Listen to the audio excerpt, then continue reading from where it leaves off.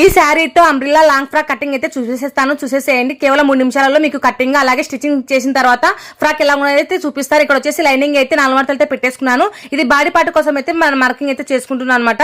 ఇక్కడ ఎక్కువ తక్కువ ఉన్న వాటిని కట్ చేసుకోవాలి. తర్వాత వచ్చేసి బాడీ పార్ట్ మనకు 10.5 అయితే వచ్చింది. 10.5కు ఒక 1 ఇంచ్ కలుపుకొని 11.5 ఇంచుల దగ్గర ఇక్కడ మార్కింగ్ చేసుకొని కటింగ్ అయితే చేసేసాను. అలాగే నెక్ వచ్చేసి 1.5 తీసుకున్నాను. అలాగే షోల్డర్ వచ్చేసి 3కు 2 గీతలు తక్కువ అయితే తీసుకున్నాను. సంఖ కోసం వచ్చేసి 5 ఇంచులు తీసుకున్నాను. ఇక్కడ రౌండ్ షేప్ అయితే తీసేసుకోవాలి. అలాగే చెస్ట్ వచ్చేసి 26.5, దాన్ని 4 భాగాలు చేసుకుంటే 6.5 వచ్చింది.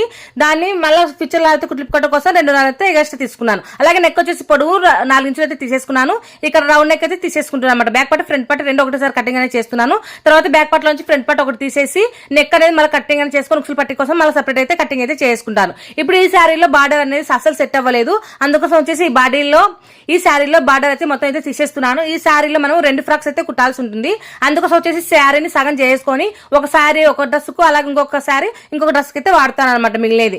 సో ఈ విధంగా మనము ఇది మొత్తం ఇది ఆల్రెడీ వాడినటువంటి శారీ కాబట్టి 2.5 మీటర్లు అయితే వచ్చింది. ఈ 2.5 మీటర్లని ఇలా 4 మడతలు వచ్చేలాగా ఈ విధంగా కోన్ షేప్ లో ఇలా పెట్టేసుకొని ఇక్కడ బాడీ పార్ట్ ఆల్రెడీ కటింగ్ చేసినటువంటి బాడీ పార్ట్ ని పెట్టేసుకొని మనకు ఫుల్ ఫ్రాక్ ఎంత వచ్చింది 37.5 అయితే ఫుల్ ఫ్రాక్ అనమాట.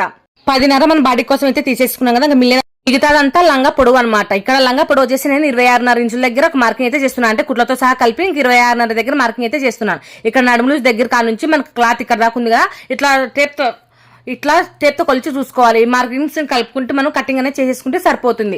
ఓకేనా. ఈ విధంగా మనం అంబ్రిల్లా షేప్ అనేది చాలా ఈజీగా కటింగ్ అయితే చేసుకోవచ్చు. ఇది ఫుల్ సర్కిల్ అంబ్రిల్లా షేప్ అయితే కాదండి. మనకి ఇది 4 మడతలు అయితే వచ్చింది. అంటే ఇది చిన్న పాప కాబట్టి ఫుల్ సర్కిలే ఉంటుంది.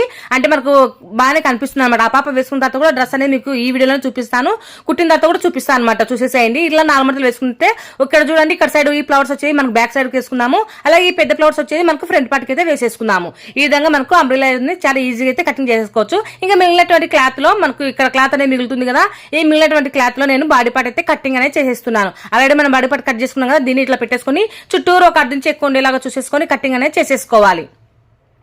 ఈ విధంగా కటింగ్ అని చేసేసిన తర్వాత మళ్ళీ హ్యాండ్స్ కోసం అయితే కటింగ్ అయితే చేస్తున్నాను. ఇక్కడ హ్యాండ్స్ వచ్చేసి బుగ్గ హ్యాండ్స్ అయితే పెడుతున్నాను. బుగ్గ హ్యాండ్స్ కోసం వచ్చేసి ఇక్కడ క్లాత్ అనేది ఉంది కదా, ఈ క్లాత్ 4 మడతలు అయితే వేసేసుకున్నాను. కొంచెం ఎక్కువ పెడుతున్నాను అనమాట. ఎందుకంటే మనకు ఇక్కడ బుగ్గ హ్యాండ్స్ కదా, క్లాత్ అనేవి మళ్ళీ అతుకులో వేసుకోవాల్సిన అవసరం లేకుండా సింపుల్ అయితే ఇక్కడ హ్యాండ్స్ మీ హ్యాండ్ పొడవును ఎంత బట్టి దాన్ని అయితే మనం మార్కింగ్ చేసుకుని కటింగ్ అయితే చేసుకోవాల్సి ఉంటుంది అనమాట. మొత్తం ఈ ఫ్రాక్ కటింగ్ అయితే అయిపోయింది. ఇప్పుడు స్టిచ్చింగ్ చేసిన తర్వాత అయితే ఇలా ఉంది. ఇక్కడ చూడండి ఫ్రాక్ అయితే ఇలా వచ్చిందనమాట.